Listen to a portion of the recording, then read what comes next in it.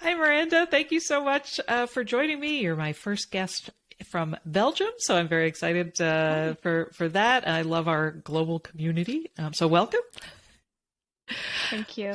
Okay, so we're just gonna jump right in. I'm really curious about your diagnosis. You said you mentioned in our correspondence that you were diagnosed at the age of 36 with inattentive ADHD. So what was going on? You're a mom of three, also a pandemic diagnosis like me. So what was happening in your life that you first really started thinking I should look into this?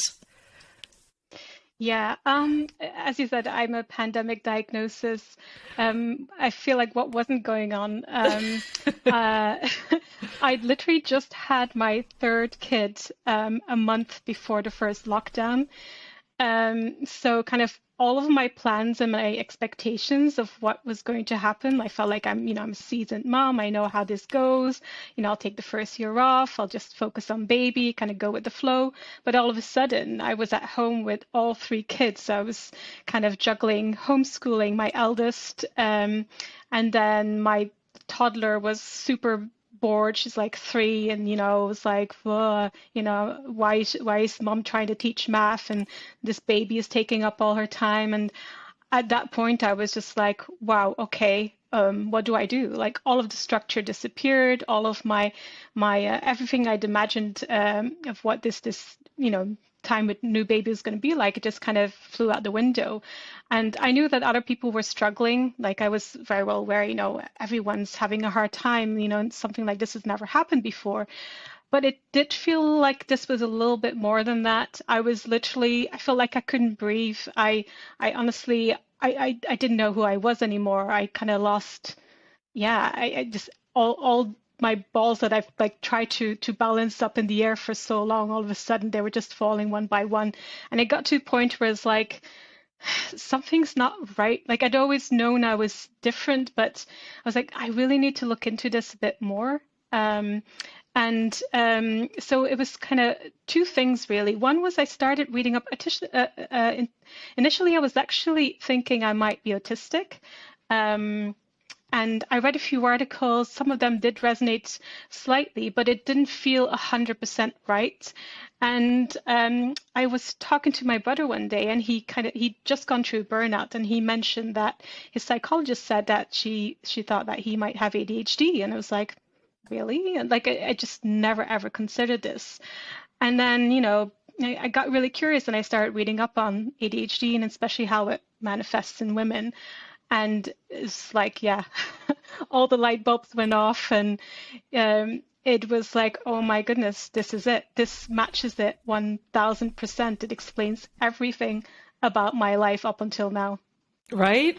Yeah. Almost in an unsettling way. I almost sort of feel like it was the answer to so many seemingly random struggles in my life that I was like, am I making all of this up? Like, am I looking for these connections where they aren't there? And I still feel that way sometimes. Like, it's overwhelming to me still. Years later, just uncovering more and more and more about like how ADHD, how, the fingers of ADHD like creep into so It's many everywhere. elements of our It's life. Yeah. everywhere. I mean, that's the thing because it's not just a diagnosis, it's almost like an identity that you get given because you realize that it is almost every part of you has been impacted in some way by this brain wiring. And yeah, there's really no getting around it. So it was quite overwhelming at first to realize, oh my gosh, this is not just a part, it's everything and it's there to stay. So wow, it was a lot to take in at first. Yeah, and that's something I think is really difficult to articulate when you're just speaking to people other than other women who've been diagnosed in adulthood, is just how profound it is. Like you said, it's not just a diagnosis, it's of a disorder or a disease, right? Like this is a profound shift in your identity. It's a profound shift in like looking over the course of your life and realizing how much you've been struggling and that you weren't even acknowledging it, but then also this sort of then looking forward at this kind of new look at yourself. Like it's just so profound. And I remember so many times during the beginning of the pandemic just being so grateful I didn't have a newborn because I just like my heart went out to all of you who, like you said, were struggling with the different needs of children at vastly different stages and having to, and I've talked about this so many times about like feeling like you just are in suspended animation with just having to constantly cater and so many times where I would be like, I just fed you. Is it really time to feed you again? And they'd be like, oh yeah, no, exactly. I guess that's right. A few hours have gone by. Yeah, I mean, it's surviving, but only just barely surviving. I don't think it's an existence that anyone really would sign up to. It was, it was extremely hard. And also he wasn't sleeping well. So there was sleep deprivation, top of everything. And there's no escape because there's nowhere to go, nowhere where I could have like the older kids run around for a little bit or anything. All of that was just gone. So it was difficult. But at the same time, I keep thinking, well, maybe I wouldn't have come to this diagnosis if not for the pandemic. And I think that in a way has also been a blessing because it allowed me to really kind of look back at everything that I'd gone through and let go of so much shame, guilt. And there was a lot of that. Like there were articles I was reading and I was just crying hysterically, like the full on ugly cry of, oh my God, it's not me. Like, there's an actual reason for this. And also it led me to becoming a lot more open with people around me. Like for so long, it's something that I'd hidden. It was like almost like a dirty little secret. Like on the outside, people had this very different image of me. And even my partner, who I've been with 10 years now, I ended up telling him things that he had no idea about. Like he was like, I did not know. How did I not know this? And I was like, well, I was too ashamed to really own up to any of this because, it's you're expected to. I don't know. People just had this idea of this very strong person. She has it all together. She's successful. She's very smart. But on the inside, I just felt like I was, always really, really, really struggling. Everything felt so much harder than for everybody else. And I just didn't understand why. Yeah. And the whole, the metaphor of the swan is so poignant, right? Like the idea of like above the water, feeling like you have it all together and everybody sees this version of yourself. And then you're madly paddling underneath and nobody sees that part of you behind the scenes. But I think also like we're working so hard that we don't even have the time or the opportunity to really think about what do we need, how much we're struggling, like the struggle, the struggle to keep up takes over everything. And so you don't even have time to stop and be like, what do I need? What's happening? What's going on? Like there's no time for self-reflection or self-actualization. No. And I think that's something that when you step back after a diagnosis can also like, it's just so overwhelming where you're like, I didn't even have a language for what I needed. I didn't know how to advocate, right? Like all of that, the opportunity is suddenly there for you to be like, oh, this is what I need right now. And yeah. Definitely. Yeah, because I kind of, I think thinking back now, as you said, I have the language now. I think looking back, I think during the pandemic, I think I probably reached like some kind of burnout. Even though I wasn't working at the time, but there was like maybe an emotional burnout because I honestly didn't feel like doing anything anymore. Like everything kind of ground to a halt. I wasn't really interested in anything. I was literally only surviving. I remember my partner saying, oh, you probably need a hobby or something like an outlet. And I'm like, a hobby? Like, first of all, I wouldn't even know what I'm interested in right now. I don't even know who I am right now, let alone taking on some new thing and then like, how would I even have time or the mental space for that? Like, it was just so far removed from what I needed at that moment. I was like, no, I'm pretty sure that's not it. But I even think in those moments too, like I'm at a place right now where my husband, I could totally see my husband saying something like that. And I could be like, yeah, no, that's not what I need right now. But I also feel like before my diagnosis, I probably would have been like, maybe he's right. Maybe that is what I read. Like the level of self-doubt was so high prior to my diagnosis too, where I was like, I don't know, maybe that is what I need. I should try that. What's it, and always kind of chasing after the advice from other people and then being like, why is this not working? Why is nothing working? So yeah, that realization of like knowing yourself better so that you can say like, yeah, that's the worst thing I need. That's the last thing I need right now. Exactly. So after your diagnosis, I know it is so profound and so much grief and all of that, but like, what are some examples of things you looked over the course of your life, and looked back and maybe in your childhood where you were like, oh yeah, the signs were there all along?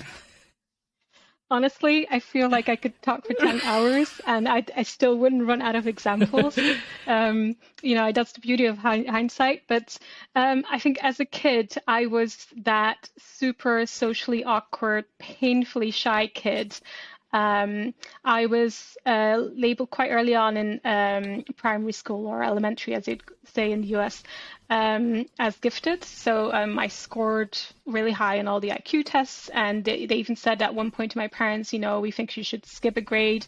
And interestingly, they declined because they thought I would miss my friends, not realizing that I had virtually no friends. Like I didn't know how to. So I really struggled with that social connection. I always felt very different, very much, lived kind of in my own little world. I very much hyper-focused on books. So I was always reading, like literally any free moment I had, I would be reading a book. Once I finished a book, I'd be on to the next one. I'd beg my mom, can we go back to the library? I need more books. I disappear into that fantasy world. And I guess probably because I didn't really know how to communicate with other kids, I didn't really understand, it might sound really strange, but like when they would play games, I wouldn't understand why they found it, why they found it enjoyable. Like I didn't get the point a lot of the time, like, but why are we doing this? But this doesn't make sense. Like, why are we pretending? Like, it just did not interest me one bit. And I was much more interested in really profound topics, like I wanted to talk about the meaning of life, or, why are there wars in the world, or, who am I going to be when I grow up?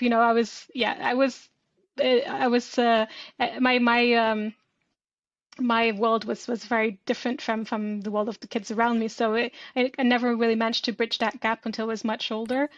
And then strangely, when I hit puberty, it's almost like some switch flipped. I don't know if it's the influx of hormones, but something happened and made me a lot more outgoing, to the point that I got a nickname of the diva. I became like the loudest person in the room, and I was life of the party, first on the dance floor, last to leave, never wanted to leave, by the way. I was like, I don't want to go home. I was that person, everything in an excess, and yeah, did a lot of really stupid, impulsive things.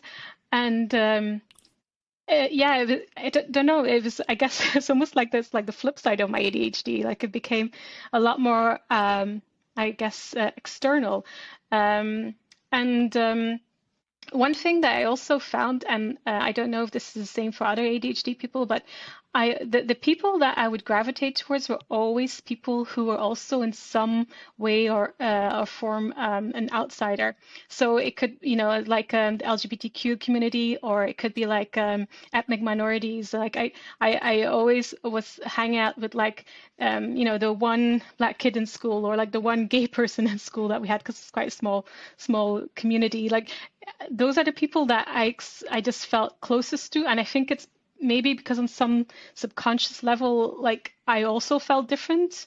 My struggles were very different, but I just kind of felt really drawn to people who were also in some way different or on the outside. And I still feel that way today. So, I know that we say, oh, we are best when we find our tribe, when we find other neurodivergent people. But for me, the same was true with people, who are an outsider in different ways, really. Some impulsive things I've done. One day, I think I think the equivalent of a junior in high school. I decided I'd had enough of school. I was bored out of my mind. I felt like I was in prison. I was doing well. I was in kind of more like a gifted program, so I was studying like Greek and Latin and advanced maths and all the stuff. But I just couldn't. One day I was like, I can't do this anymore, and so I dropped out. I still remember the principal just looked at me and she was like really condescending. It was like you're never gonna make it. Like, why are you doing this? Nobody does this.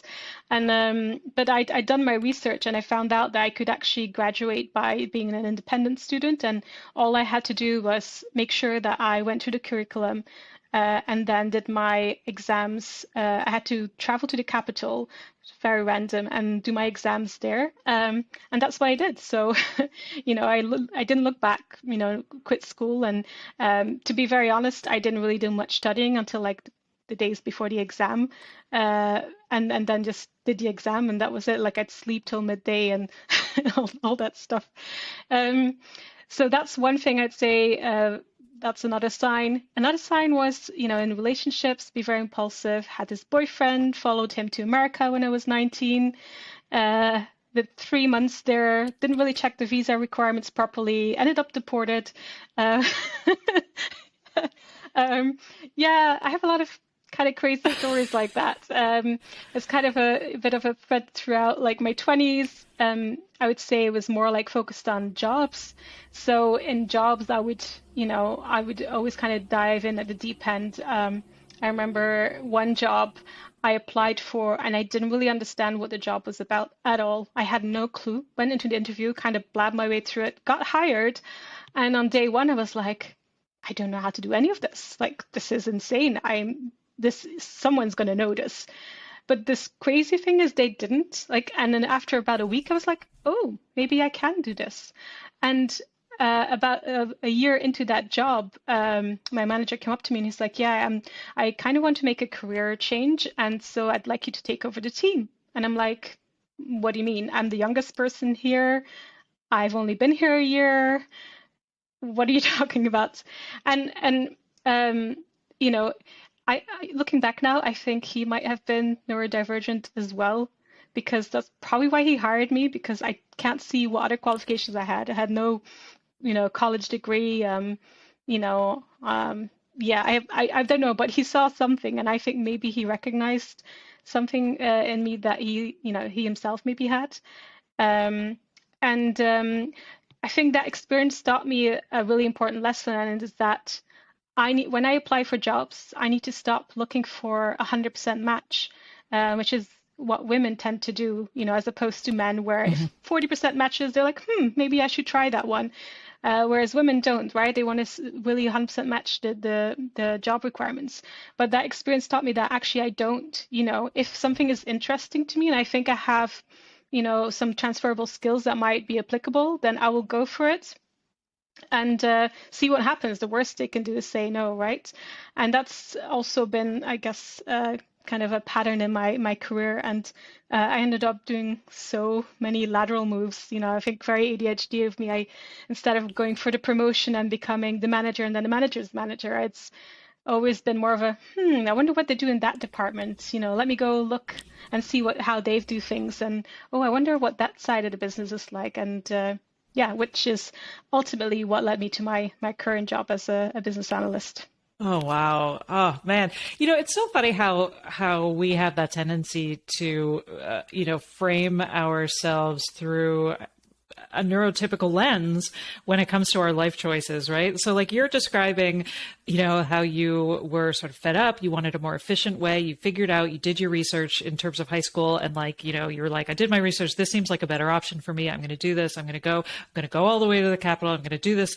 And yet through a neurodivergent lens, that sounds right. It's like, this is the most efficient way. This is something that feels right for me. But through a neurotypical lens, you're like, I'm a high school dropout and I have to live with that for the rest of my life, right? In terms of my self-concept, and how, like, if we could just figure out, if we could have, just figured out how to like reframe our choices through this more accepting, obvious neurodivergent lens, how different our lives would have been, but instead we're kind of forced to think about ourselves through these other, through this other point of view, which then frames who we are as like, oh, I didn't go to college, I'm a high school dropout, so this is like who I am on paper is so different from who I feel like inside, right? And then we end up feeling so profoundly misunderstood, and all of that. So interesting. Absolutely. And also just like our nonlinear paths are Yes. are so wonderful. Like it just, I feel like I want to scold all of us for the way that we kind of undermine ourselves, and how and the way that we get from point A to point B is so wonderful and weird, and we're so down on ourselves sometimes. There was something else. Just about the this gravitating toward the underdog too, right? I just wanted to comment on that, because I felt like I've interviewed so many women who are in the health profession or, in social work, right? And I think there is, like you said, you really touched on something about like gravitating toward people who feel, who suffer, right? Because of that that we know on some instinctual level, we know how hard our life is, or how much we are suffering, and we feel that desire to like help others, to kind of unite with each other in that universal sense of suffering that I think, the feeling misunderstood, basically, really interesting, never quite being understood. Exactly. All right, so anyway, those were my notes. I was like badly being like, oh, and this and this and this. So yeah, oh gosh. So did your family react, or your husband? Like, did you, when you had this diagnosis, what was their reaction? I think for my brother, I immediately told him, because I was like, well, you kind of got me here. So in a way, I was like, you should probably get your diagnosis now, like properly go for it. And he did. And he ended up with a dual diagnosis of autism and ADHD, which for him, I think also really was quite validating and explained a lot of his experience.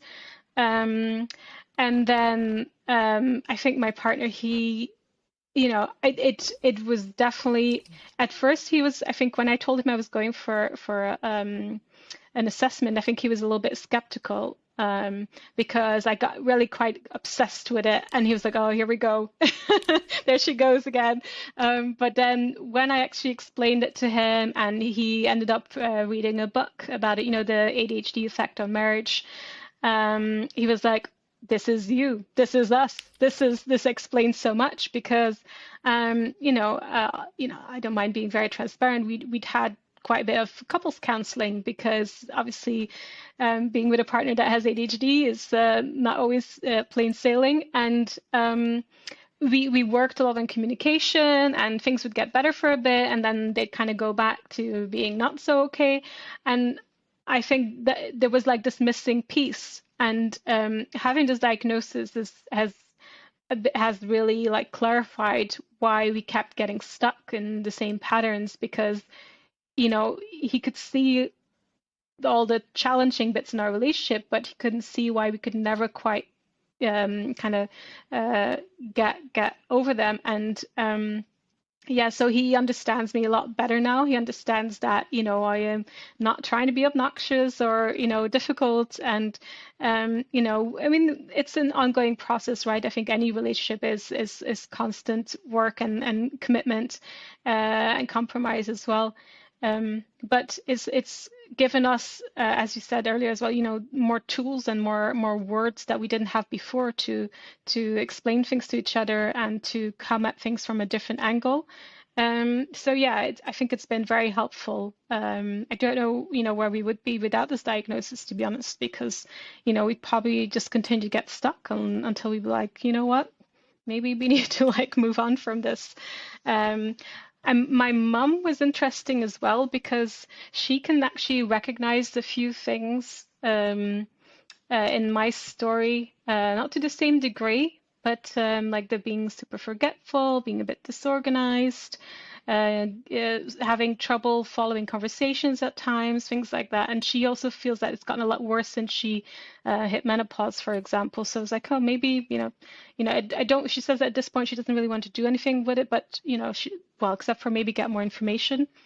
I'm pretty sure my dad had ADHD, but he was also a narcissist, so we've not had any contact for probably about 6, 7 years now. And I know that's also kind of a common theme, right? I see all the time on like the ADHD forums about the link between narcissism and ADHD kids and trauma and things like that. So yeah, I mean, it was true for me for sure. He was the classic narcissist. But I also think he had ADHD and he was also dyslexic.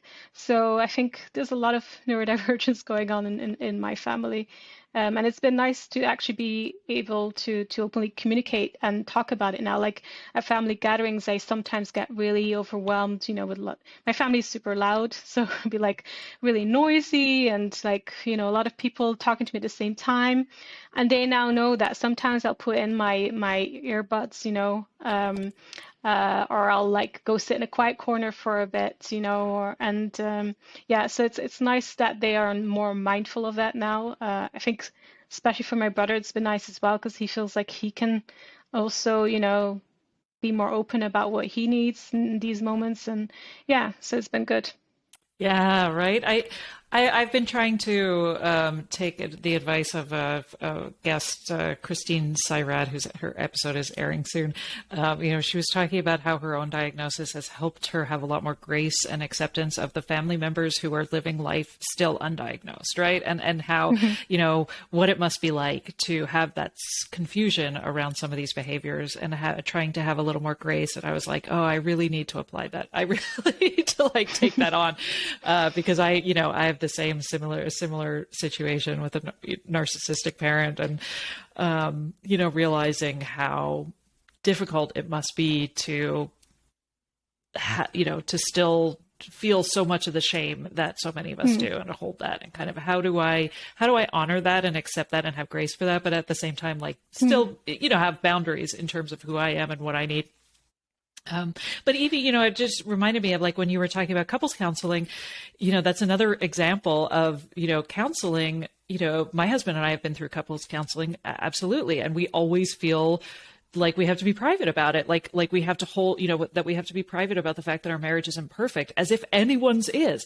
And like, and that's another thing where we had to reframe it for ourselves, which is like couples counseling is when you have something wonderful that you want to work on to make it better. Exactly. You love each other so much that you want to do this. You want, but counseling is something that we often look at. Therapy is something we look at where it's like, oh no, something has to be seriously wrong with you before you get help. Right. And I'm like, how messed up is that is that we look at things through that lens. So I also just wanted to throw that out there, just to be like, there's so much of that reframing that we have to do where we're like, no, this is actually like something tremendous that we need to commend ourselves for, as opposed to sort of being like, oh no, nobody should know about this secret shame. Oh, I mean, we're using the difficult road, and that's something to be proud of. We're showing commitment and not giving up easily. And, sometimes, the best decision is to let go. But I think you don't know that until you actually put in the work. And I think even for individual therapy as well, I've done that as well. And I think most people would probably benefit from that in some point of their lives. For me, it was mostly to deal with kind of my daddy issues initially. But that's also interesting because I remember at some point I tried to bring up to my therapist, like, yes, I have this thing where I really want to do something and I know I need to do it, but somehow I can't do the thing and I don't know why. And she was so confused by it. She had no idea what I was talking about. And she kind of like, almost ignored it and moved on from the conversation. And I was like, So, and I kind of just left it, right? And then it didn't resurface until pandemic. It's like, I really need to do something about this now because it's not normal, Yeah. Yeah, and I feel like I talk about that a lot in terms of being diagnosed with depression and how like for me, for so many of us who are diagnosed with depression, the desire is there. The overwhelmingly the desire to do the thing is there. It's the just feeling incapable of doing it and you're right, can be really difficult to describe to somebody who's never been there.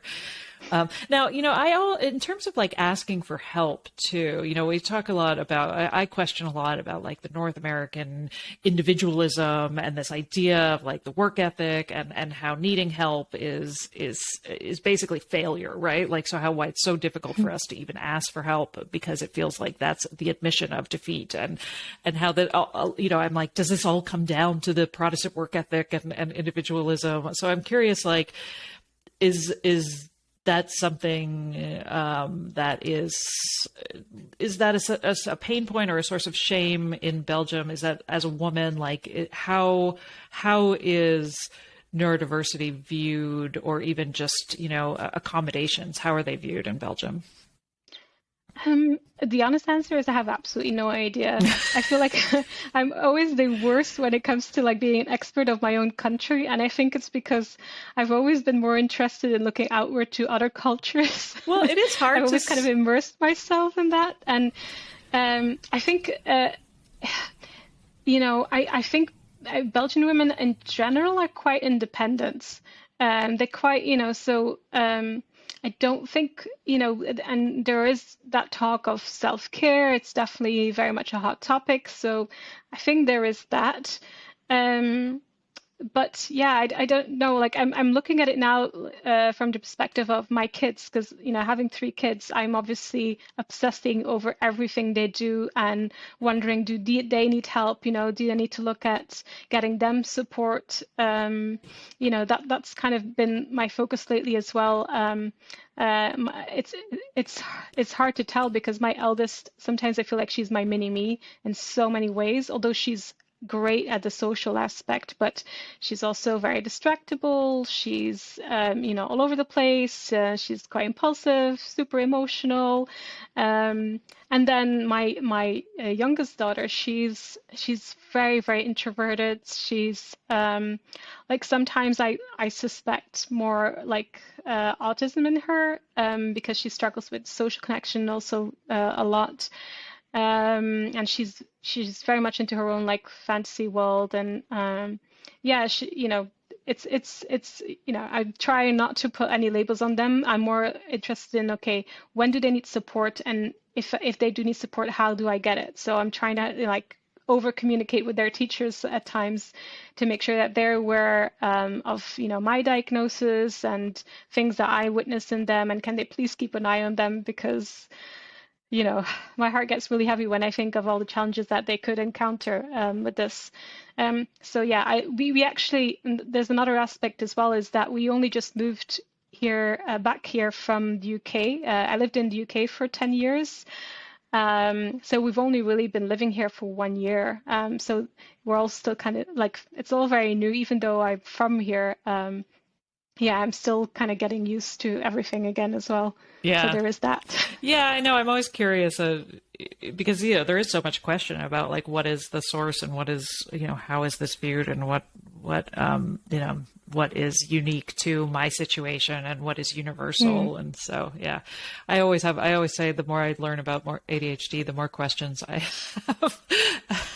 Absolutely. And even like you said, I say, I'm also on the similar journey with like, what is autism, and where there's so much overlap, but at the same time, sort of feeling like, okay, like there's certain things, like I felt ADHD feels like the answer to so many things, that profound sense of discovery. I don't have that around autism. And so I'm like, why is that? Is that because I'm reluctant? Am I ableist? Am I, do I feel like I can't, like I'm afraid of it? Is it stigma? Or do I really just not like relate to it on that fundamental level? I don't know. Like there's just so many more questions that never stop. Well, I feel like this is an area where I really want people to kind of maybe focus, like the experts to focus on, because it's a question that comes up a lot, enough to make me think, maybe there is something there. I mean, for me, that was actually the initial thing that I looked into because I can see quite a few things. The fact that I really struggle with social connection.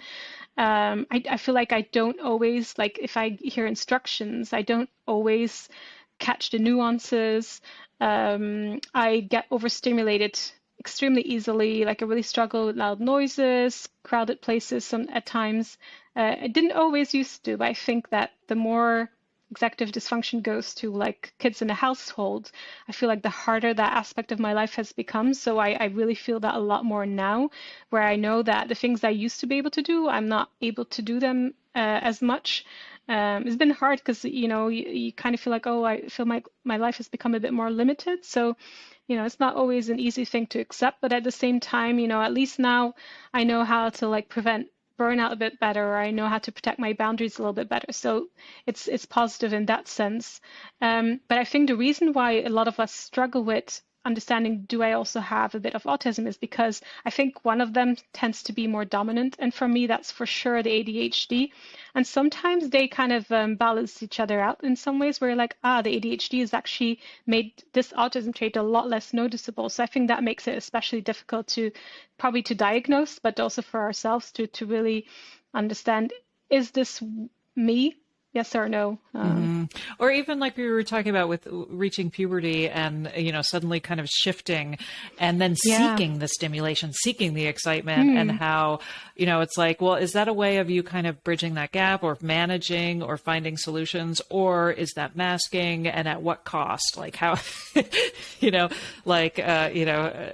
sometimes think it definitely came at a cost. Yeah. I honestly do feel like, it's also when I started to self-medicate, at times with alcohol and things like that, or, the wrong foods. And I think part of that was me trying to deal with all this stuff about myself that I didn't understand. And for a long time, I was like, people call me diva, but I don't feel like that is who I truly am. And I actually had this conversation with one of the very few friends I have from that time, who I said, sometimes I feel like a fraud, like, and I've always almost like avoid meeting up with you because I feel like when you see me, you expect to see the diva that I was, but that's not me anymore. Like I definitely don't relate to that anymore. It's not who I am. And it's like, yeah, but that's not why we liked you. Yes, we had fun and we called you the diva and was like this running joke. But honestly, the thing that we appreciated about you was the fact that you didn't seem to care about conforming. Like the norm wasn't really that important to you. You always said exactly what you thought. You did exactly what you thought was right, whether it was, crazy or impulsive or insane. You just did it and you fully owned it. And even if you made a mistake, you own that too. And I think that was really powerful to me because it made me see it in a lot more positive way that actually that is true. And I think to this day, I kind of, feel a bit rebellious whenever people say, oh, this is how something should be done. I'm like, is it though? Right? So yeah. Oh, that's I say right. I feel like we keep coming back to this theme of reframing in terms of how we viewed something versus how we should have been viewing it. And also, oh gosh, I had a thought about socializing. Oh well, I lost it. I wanted to go back to your line of work and as a business analyst, because you had mentioned that also in your email. Like, how do you feel like ADHD has been an asset in your particular line of work?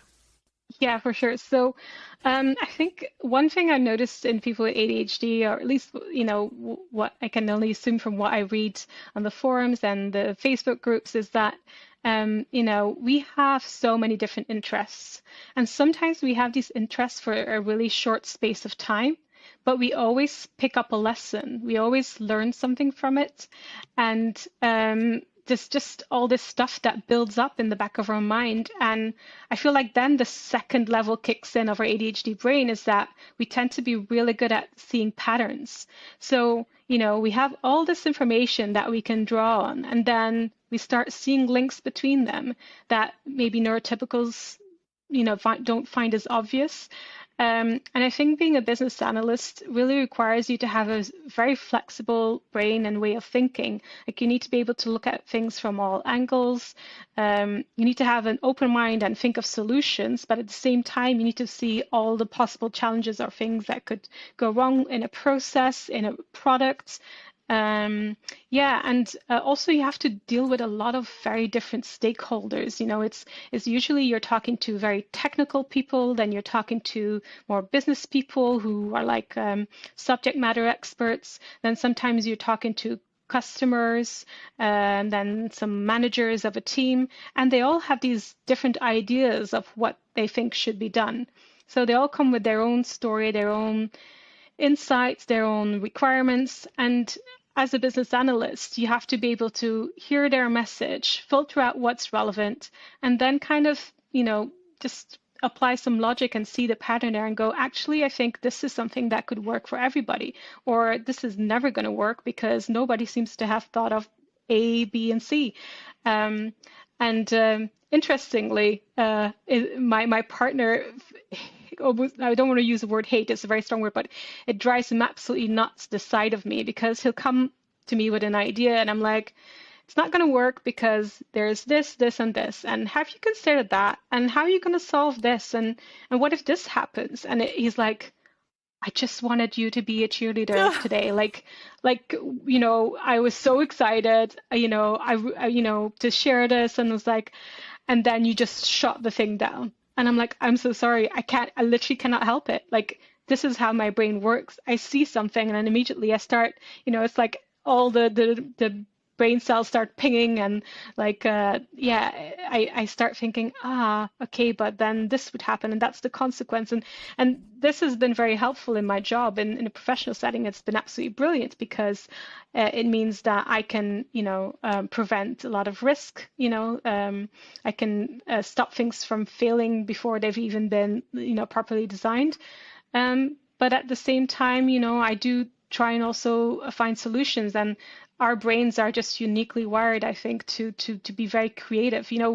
As neurodivergent people, we tend to be super creative. For some people, it might be in music, might be in writing, might be in graphics, but it can also be in your problem solving. So it doesn't, being creative is not just like in an artistic way. I really think that that businesses need creative minds, people who can have like so many different scenarios all at once running through their brain, and just think of stuff that no one else has even considered.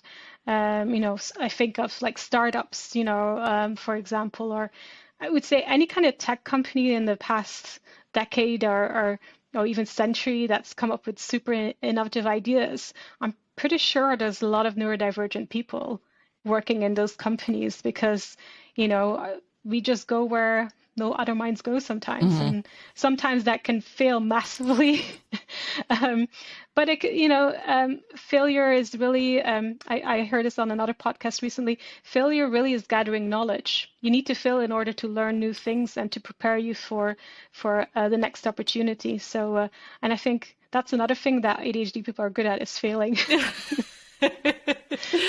I like the idea, when you were talking about all the different skills that we acquire on this sort of nonlinear paths. It reminds me of like the space shuttle, right? Where the space shuttle, they always, whenever they're assembling the crew for a space shuttle, it's like there's the teacher, there's the engineer, there's the scientist, there's the actor. Like they try to bring together all the different skills so that everybody can approach these, high stress situations differently. And I'm like, that's like the inside of our brain.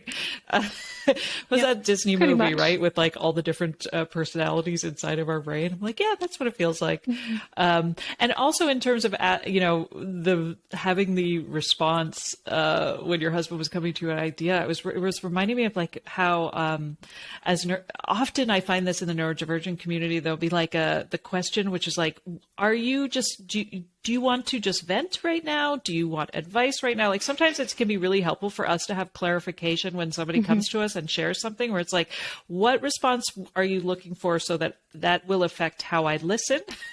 And Yes. also that will affect, how this conversation moves forward. And it's really important for me to know that, because I might, I can't help myself. I might just want to like give you all the advice and tell you exactly what to do. And that might be the last thing you're looking for right now. Or maybe it's what you're looking for right now. Exactly. Right. And so that kind of clarification, I think, is something that we seek out and respond to a lot with neurodivergent brains. Yeah. So interesting. Oh my goodness. So the, I guess, the question I love to ask is, if you could rename ADHD to something a little less confounding, would you call it something else? Do you have something for it? 100%, I would call it something else. I think, as so many of us, I really struggle with words like deficiency or disorder. I don't think it describes us well at all.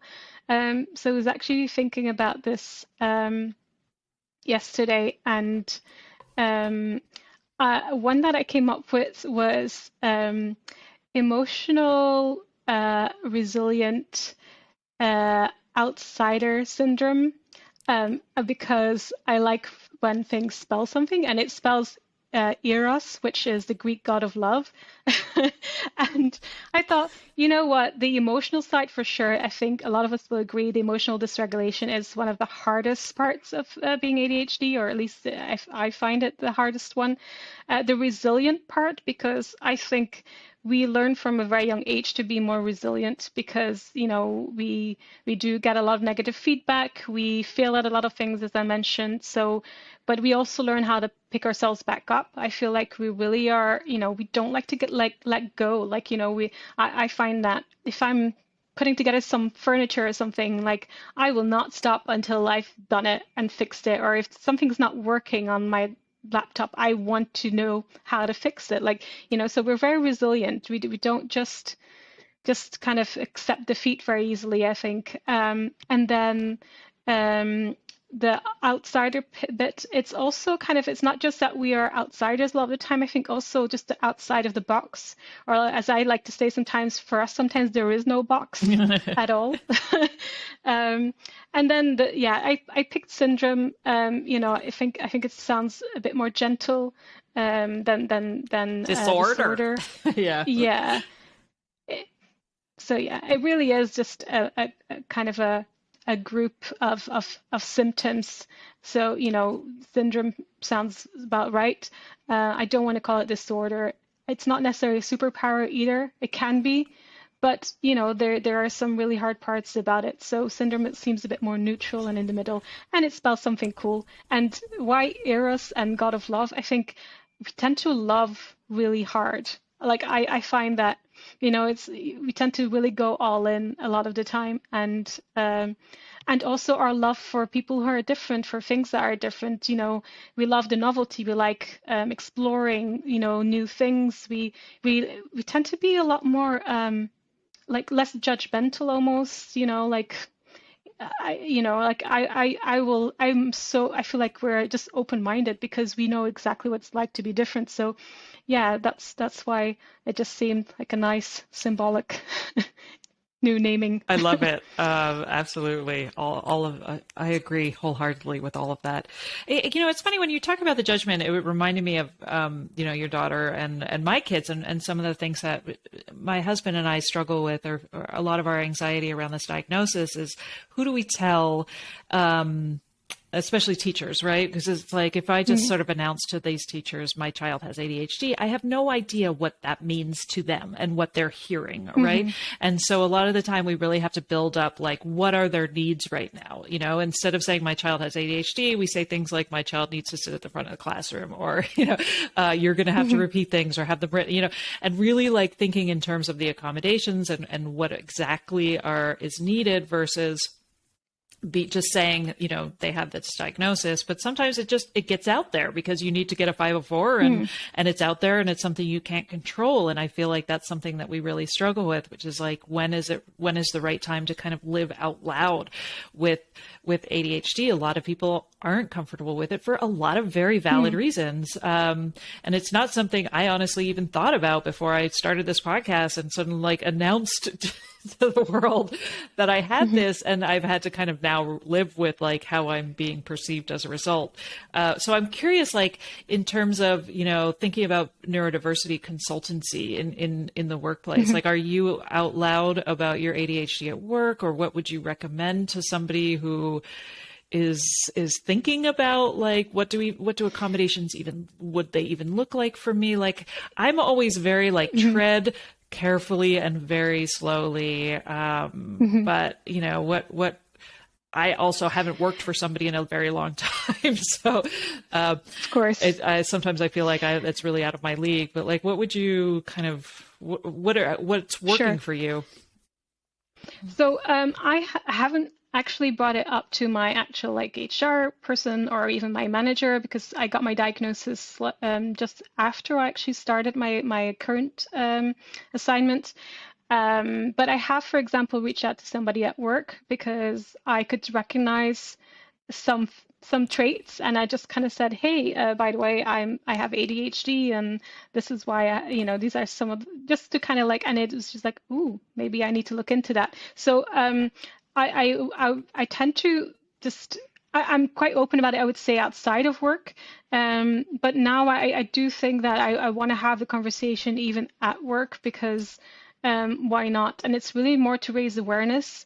But I also am looking into doing consultancy around neurodiversity at work because um, I mean, it's very topical, right? Diversity and inclusion, and we talk about breaking the glass ceiling. We talk about making it more inclusive for minorities. But when it comes to neurodiversity, there's still not that many. There's still not a lot of awareness for a lot of companies. You can see the odd, even sometimes really big companies who are actually running trials and special programs for neurodivergent workers. So that something is happening, but I think it's not nearly enough because when you look at statistics of how many neurodivergent people are actually out of work, especially in the autistic community for in particular, but even with ADHD people, we tend to suffer from burnout a lot more than neurotypicals. And there's a conversation that needs to be had because I think um, when you find the right space at your company for neurodivergent people, I think it can be a real asset to the company, and a real learning experience as well. I talked about innovation, but I think it's also just as a society we just need to learn to be more inclusive. And one thing in particular that I often think of as the first thing that could do with some fixing is the recruitment process. When I after the pandemic, I was like, okay, I really need to get back into work now. We just moved to Belgium. I was looking for new opportunities, and I really struggled with the recruitment process of a lot of companies. Sometimes they're like 4 or 5 rounds. This is extremely hard for neurodivergent brains to go through. It feels extremely overwhelming. There are so many steps. It's very anxiety inducing. It makes you second guess yourself. There's a lot of uncertainty. But even like if you look at the job requirements in a lot of job descriptions, the way they are phrased, they can seem very uh, off-putting for neurodivergent brains, because we know exactly what our challenges are a lot of the time. Even if we hide them very well, we know the things that we're going to struggle with. So I think a lot of the phrasing in those job descriptions could be more inclusive, not to scare neurodivergent people away. So I think that's the first hurdle. But then, keeping the recruitment process a lot shorter, be a lot more transparent about exactly what the steps are, what will happen and when, what are we really expecting? What will the job look like day to day? Having very, very clear goals. Anything vague just does not work for us. In my current job, we work with sprints. So every week we have a sprint. I know exactly what the goals for that week are, the tasks, and I know what is expected of me. I don't have to second guess, oh, how far am I on this 6-month or 1-year goal that they've set at the beginning of the year, I don't have to really think about it or use any of my mental space for that. I know, okay, this week, this is exactly what needs to be done. That's what we're working towards. And it works extremely well. I think that's why a lot of us tend to work in the tech space, because that's where this agile way of working is very prevalent. But yeah, it's more than it can be said in this episode, I think. But I think as a whole, we can just do so much better. Mm-hmm. Yeah, and I think in if you're not yet ready to announce your diagnosis to everybody you meet, which absolutely is understandable, of course. I think, developing the language, all the things we've talked about in terms of reframing, like all of those needs that we have in terms of recruitment process, and like some of those things that we might need, we can ask for, like diagnosis or not, right? These are things, and I think a lot of the diagnosis gives us that permission to sort of start building boundaries and started saying, okay, this is what I need, right? And and even like working remotely, so many, when everybody was working remotely, it was like such an ideal situation for an enormous portion of the population, and now everybody wants to go back into the office. Mm-hmm. And everybody's really resisting because of how, suddenly this option was open to us to work from home. And it was like, why are you asking me to go back? Like, I need to understand the logic behind this decision. Is it just because you are paying for the real estate and you want us to come back? Or is there some real mm-hmm. reason that I can connect to, because I really like this other way. And so I think there's been such interesting conversation around workplace environments right now, about like how important it is to really come up with systems that make sense for how you work, as opposed to just going along with the flow and being like, well, I have to do this because I'm afraid if I don't, I'm going to get fired, right? And you're right. It's very complicated and multi-layered, but yeah, so fascinating to think about endlessly. Well, Definitely. This has been so lovely. I'm so glad we arranged this. I'm so glad you reached out to me. Thank you. Such an interesting perspective, Miranda, and wonderful, Thank you. Non-linear path that we've taken. Yeah, I guess normally I kind of ask how people can reach out to you, but I'm not sure you're really in a public-facing position, right?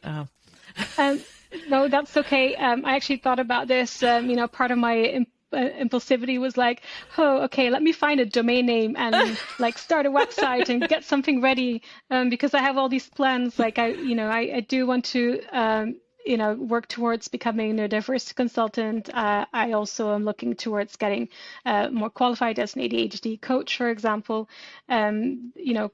So I'm working towards all of that, but the real answer is none of that is ready as of today. If people do want to reach out to me with any question or project or anything they'd like me to get involved in, they can find me on LinkedIn. So that's probably the best way to reach out to me, really, is on LinkedIn. Wonderful. Okay, I'll put a link to that in the show notes. I know, right? I'm the same way. I'm like, I'm always trying to get certified for some new thing right now, and I'm always, chasing a million different ideas, and I love it. Yep. It's just, how can we harness that and live with that desire, but at the same time also have boundaries and do less. Yes.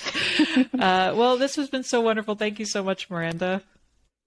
Thank you. I'm a big fan of podcasts. I want to thank you for what you do, because it has, meant a world of difference to me after my diagnosis. Hearing everyone's stories, it's helped me so much. So I'm glad I get to contribute in some small way today. Aw, see, there we go. Turning around and helping the underdogs.